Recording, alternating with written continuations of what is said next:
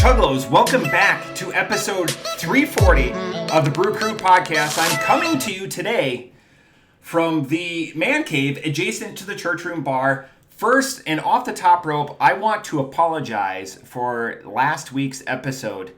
There's a bunch of chords I didn't check. Usually when we switch back and forth and, between the man cave and a lot of the same equipment that I use, I didn't check. Usually I do a dry run. I was just scatterbrained and I just went with it. And there's a little light that when the mic shows up and it shows the audio, and I just didn't check it. So, of course, the Stream Deck, all the sound effects, those all worked, but our audio didn't. So I will go over some of the highlights. I've looked at trying to AI that video and have robot voices and bring it back up. The funny thing is, we still got a lot of hits on that, but I owe you guys all a debt. It's 100% my fault. I will, if you catch me out and about, if you reference episode 339, I'll buy you a beer. And that's just my apology from you guys. JT is completely innocent in it. So I want to give an out-shout to Chuggalo Dave for letting me know that audio, because I just uploaded it. There's a bunch of stuff. It's just life happened. So apologies, Chuggalos, and I will cover some of those events. Speaking of events, terrible week. We lost, a couple of, one, definitely a hero, two, definitely an individual that made an impact throughout my life. We'll start off with Ozzy Osbourne, the impact, the godfather of metal. We wouldn't have a lot of the artists and genres. I'm just, off the top rope, I'm insanely pleased that he was able to get a send-off from Back to the Beginning. An amazing concert. If you have the opportunity, watch that out. All the proceeds went to Parkinson's research. So rest in power, Ozzy. And then number two, it struck me hard because of just the weight, is Hulk Hogan passing away on Thursday. This is not going to be... I don't want to bring up... I can separate the two. I don't want to bring up all of the stuff that happened later in his years and all of that. I want to talk about what he did inside the squared circle and bringing people in. Wrestling wouldn't be what it is today if not for Hulk Hogan.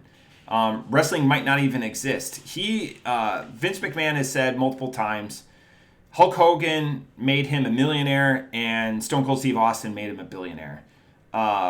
You can't disagree with the social and societal impact that Hulk Hogan had both on wrestling and pop culture and all of that. I've had this Hulk Hogan t-shirt for years, not something I just bought. It's, again, one of my longest groups of friends was the common linchpin is wrestling. If you know me and you've watched this podcast, you know I'm all about gimmicks. Gimmicks come from the wrestling world. It's something I've said, there's gimmick Gus in my life, bowling with, JT and Cobra and friends, I was like, always have a gimmick. All of that comes from wrestling. My earliest sporting memories aren't the Green Bay Packers or the Milwaukee Brewers. It's definitely wrestling. The memorabilia that I have strewn about the house, the championship belts, all of that. It's one of the big ones, one of the Mount Rushmores of wrestling. While he wouldn't be anyone's favorite wrestler, and no one would say that, he just didn't have that athleticism. You just knew that everyone it's just fun reading all of the shows. I'm just verklempt, lost for words. It's just important, the impact, both from entertainment and, again, putting my butts in the right seats and the group of friends that I carry to this day. In 71, man, you'd think that he was going to make it to his 80s. And I'm sad for him because the last time that he was on WWE, WWF programming, it wasn't, he was shilling his Real American Beer. It was in early January. It wasn't the highest point to go on, but, turned a corner and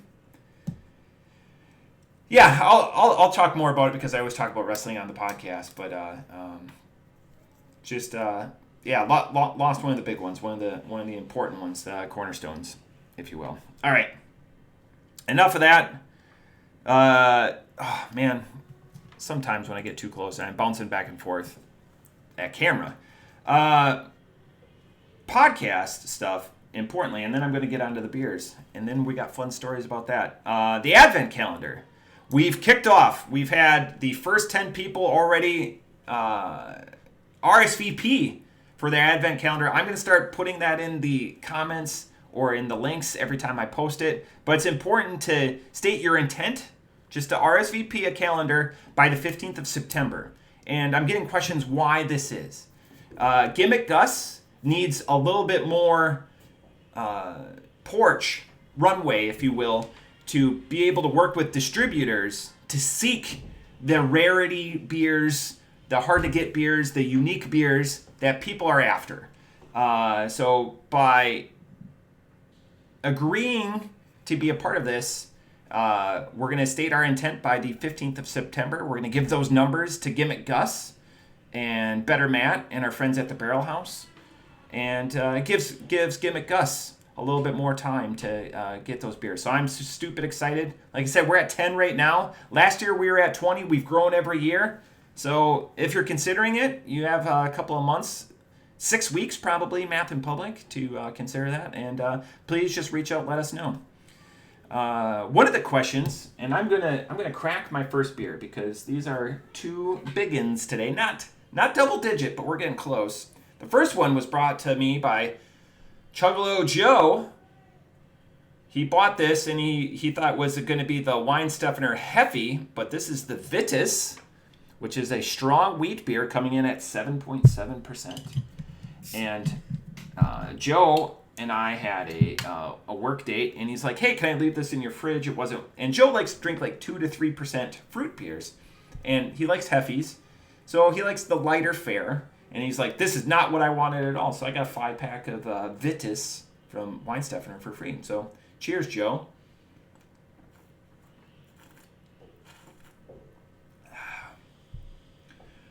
It's definitely, man, it's still got that like signature, that funk of like the Weihenstephaner, like the Heffy. And we're going to go into a little bit of the website research on this. But the interesting thing, I was talking to Chuggalo Mikey before this, and he doesn't have this beer, so he can't chime in. And we were talking about life, magic, all of that.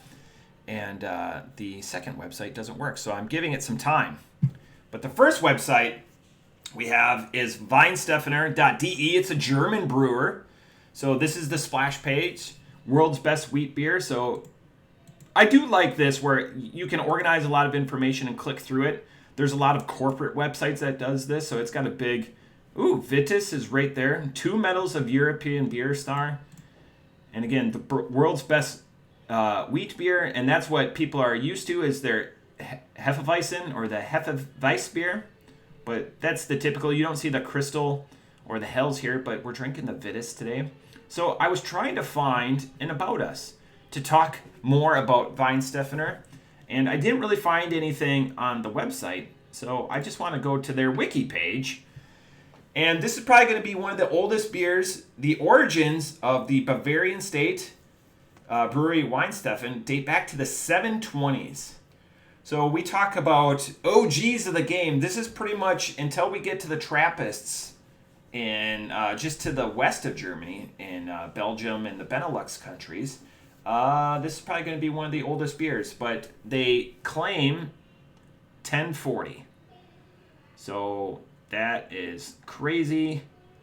1040 under the leadership of Abbot Arnold. The monastery acquired the brewing and serving rights from the town of Freising. This permitted the monastery to brew and sell beer. 1040, 985 years ago. Crazy. And, you know, recent developments... Just, again, look at that building. I'll zoom in on it. That's exceptional. And what you expect if you've ever had the opportunity to go to Germany, please go.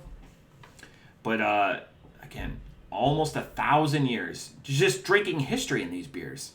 And with German beers, you're not going to get a lot of gimmicks. There is a reason they call it German purity laws. But again, champion large international brewery. I would sure hope so. All of their beers, they've got their Keller beers, a 15, 16 recipe. Like, you just don't mess with what works. And that's generational, and people are generations expecting a certain product. So you're not going to get, hopped up IPAs or anything like that. So we're going to go back so that's the website review. It's steeped in tradition, but they're going to have all of their, World Beer Awards 24 on there. So again, they could probably build a warehouse just for the medals that they've gotten over the years, the decades, the centuries. If they did beer festivals, I wonder when the first beer festival was. But while I ruminate on this, there's two things I want to bring up and just kind of echo JT's response. I brought up last week, and he brought up too, because he had watched the 2 previous episodes that were solo episodes. He brought up 4 beers in a row. And he was talking about baseball dads, and a lot of what's taken him out of the weekly podcast is he's doing baseball trips for both of his sons. Both of his sons play baseball at the highest levels. And so it requires a lot of travel. And he goes, drink 4 of the same beer in the row all the time with the other dads after games. And I go, but craft beer. And he was stumped too. And he even said that maybe the last time would have been a Rheingeist Truth or Mother Earth. I think I got Mother Earth, Cali Creamin'. So those were the 2 that he weighed on. But we went back and forth because domestics are easier to do for most people. It's when you get into that craft beer.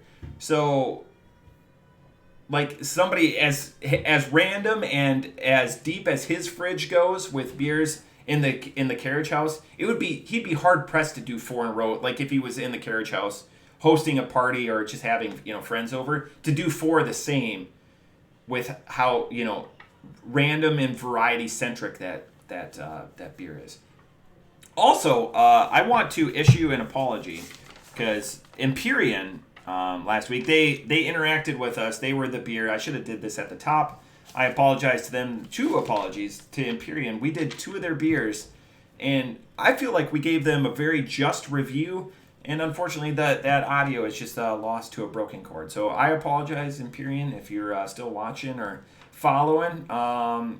We were middle of the road on those beers.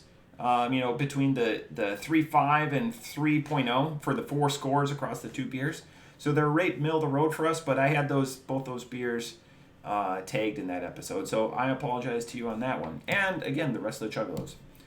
So the 4 beers in a row, again, was a challenge. But I opened the discussion, bring it down below. I know Chuggalo Dave, Waconia. I did say Chuggalo Dave was the one individual that chimed in and knew when he did it and very recently that he did it, and that was Waconia and Amber Ale. So thank you again for interacting, Chuggalo Dave.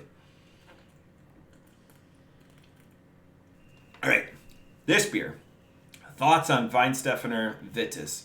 Strong wheat beer. Not strong in the American sense that it's going to knock your socks off and you're going to get hit with a high ABV or an alcohol taste or a booze taste. That's not at all. This is a very well-balanced beer that's got that distinct German Hefe signature to it. If you're a Hefeweizen drinker, this would be your jam. If you want to change it up a little bit and go like more of a peppery, and that's the bottom line, texture to your beer. I like this. I like that I have 4 more of them because this is going to be a great change of pace beer for me. I wouldn't buy this, so I'm glad. Sorry, Stacey, that I was gifted this beer because it's going to go well when I change it up randomly, like when I go from an IPA or a sour, or I was going to do, we'll talk about that when I get into the second beer. It's just going to be a great off-ramp or like a palate cleanser because the only thing that persists in my palate as I'm explaining this beer is just that German heavy, slight, not omnipresent, like 10 to 20% of my palate is just this wheat aspect, which is pleasant. Hey, I've had a beer. I'm going to have another one. It's Sunday. I might have a couple. Off the top rope, man, strong is a subtly strong beer. It's strong for this type of beer. It's not strong. I was surprised. I knew it was a strong wheat beer. I was surprised when I was doing the preamble and the research for this episode. I was like, 7.7, that's not very strong. Off the top rope, I'm going to give this a 4.25. This is a surprise. It puts a smile on my face. I might buy more just to keep it in my fridge to give it to other people and just be like, hey, because it's not very common. I'm very familiar with Weihenstephaner. I'm not very familiar with the Vitus. I've had the Keller and the Crystal. I'm not familiar with so 4.25. I'm pleasantly surprised. Thank you, Chuggalo Joe. Chuggalo Joe will be at the calendar build on November 7th, which I am looking forward to. I'm just writing down my scores. 4.25. JT, I will put one off to the side for you. JT did give me, I was going to do the beer that JT did a couple of weeks ago on a solo on this one, but I wanted to do 2 freshies, and I'll enjoy that American IPA on my own. So, cheers. All right, beer number 2. And it's thawing. So, beer number 2. This is a journey into Matt's cellar once again. I have a Sierra Nevada Narwhal in my fridge, and that's what I thought I wanted to do. But we've done Sierra Nevada recently. I have a couple. Ooh, this one has a pun. So I wanted to record like 45 minutes ago, and I was like, I'm not happy with that one. And that was the only cellar beer that I had in the fridge. So I went back and went to my cellar, and I go, what can I drink? And I couldn't find what I wanted to drink, so I pulled something else out. And this is going to be, I'm hoping that this is cold enough. So I did how do you guys, this is my question for you guys, how do you rapidly chill a beer that's been sitting at room temperature? I wrap it in a wet towel and throw it in the freezer. But if you guys got a better trick, come with it. Go forward. I know how they do it at the Barrel House. They've got an intercooler. Check that out, Better Matt, if you are just listening. There's something special for you in the video. All right, this is going to be Little Fish, 2021 Sherry Barrel Maker of Things. And this is a 9% sour. I wrote everything down. I want to make sure that I have this right.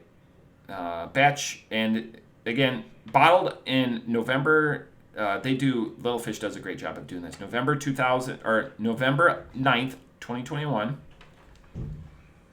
And I just want to double check my stats. It is a Flanders Sour Red. Okay. So now we're going to the west, a Benelux. Flanders is a region in the Benelux countries. And we're going to crack this. So I'm hoping it's cold. Again, I was buying time, reorganizing my room. I got the flooring all done in here, so we had to take everything out. We just got the flooring done. I'm just going to drink it from the bottle. Pronounced punt. Watch my thumb disappear. All right.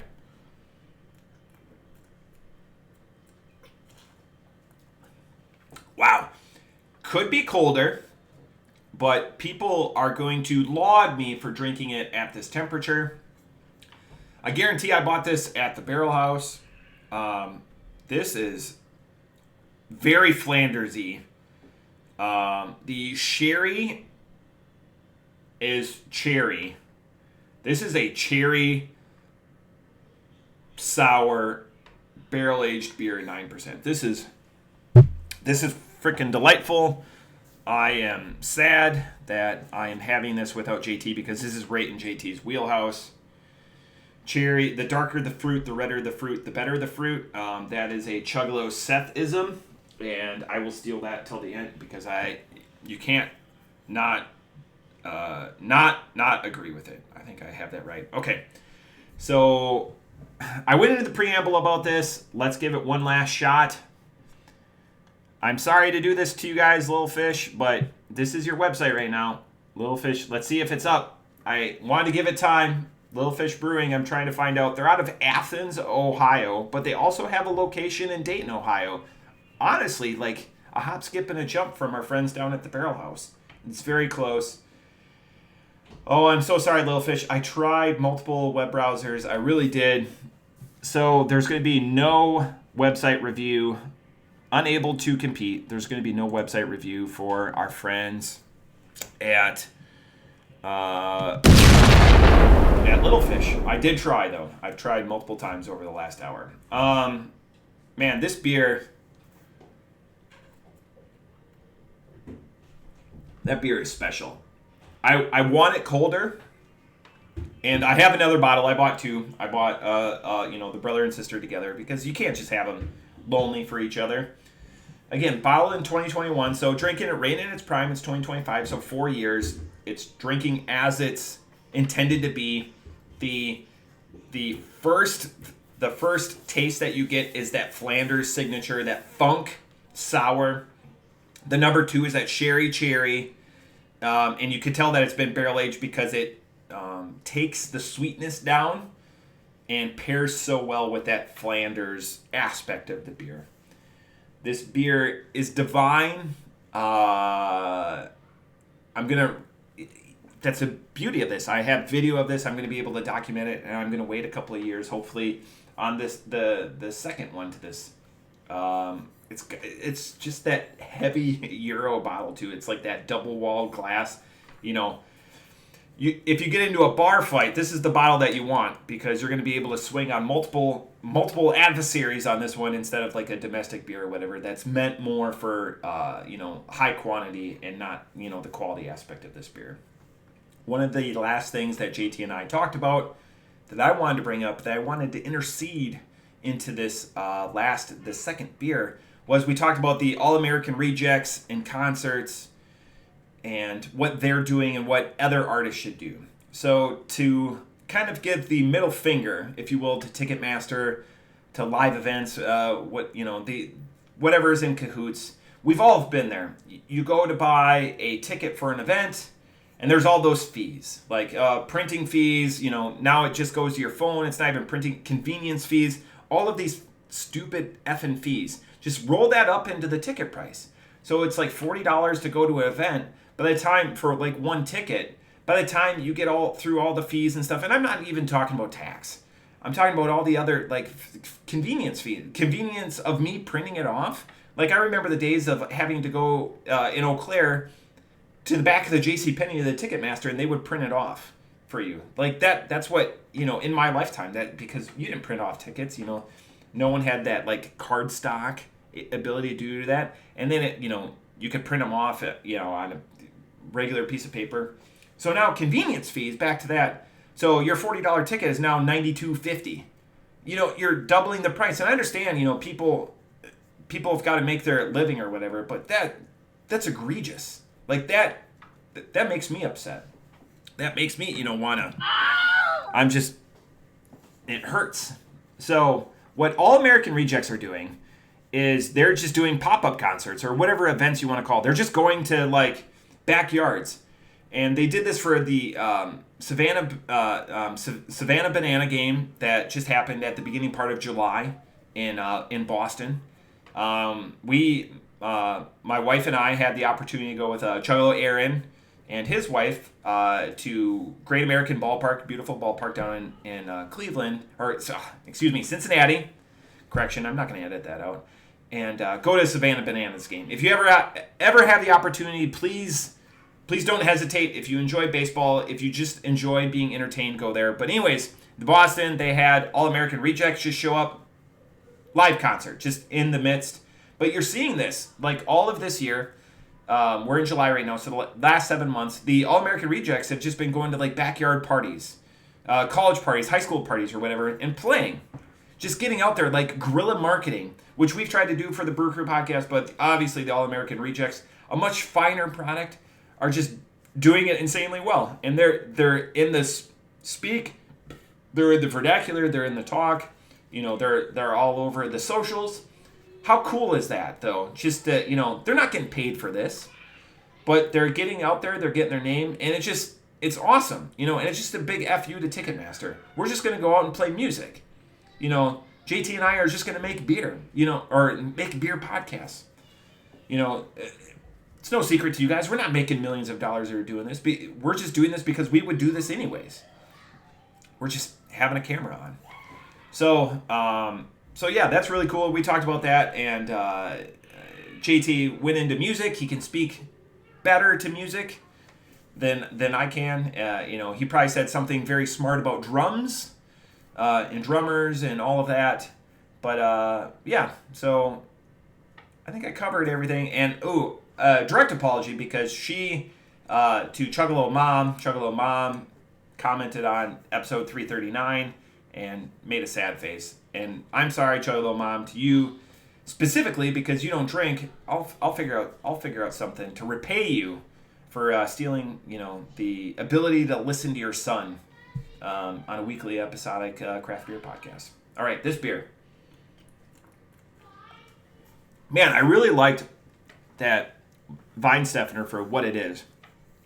This is a better beer. I'm going to rate it higher. It's not a 5, though. It hides the booze. Like, when I say you can tell it's barrel aged, because barrel aged gives it depth of flavor, and where the Vitus left and didn't persist on the palate, I'm going to give myself a pat on the back. I did these beers in the right order. This one persists. It leaves a film, a pleasing film across teeth and the tongue, and I'm sitting here and I still have like 50 to 60% of what this beer offers on my palate. That signature is still there. My stream deck changes, so I found what I wanted to use earlier when I was going to boo myself. It was on the second page of the stream deck. But off the top rope, I really enjoy this beer. This is a 4.75. This is a one and done, though. This beer is meant to be shared. This is a pint. This would be a heavy pint in most establishments, just because you couldn't drink this all day. You can't. The Vitus have 4 or 5, 6 of those in a row. This beer is a one-off, probably best shared, having a conversation, playing a Winston. But man, do I really enjoy that. And I really wish we could have looked at your website, Little Fish.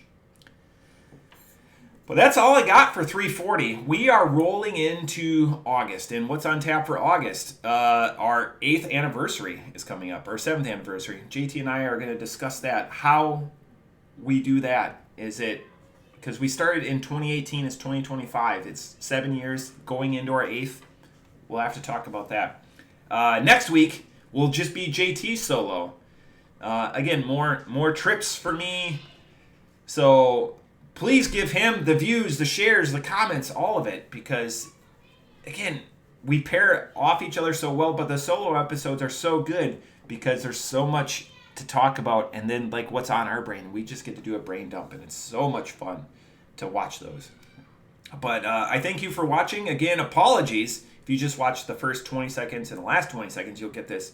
Remind me for out in public, 339, the silent episode or whatever. I'll owe you a beer. Not a problem. It's a problem for me because I completely felt bad about shorting all of you Chuggalos that fine experience. But that's it for this episode. R.I.P. Ozzy and Hulk. Cheers.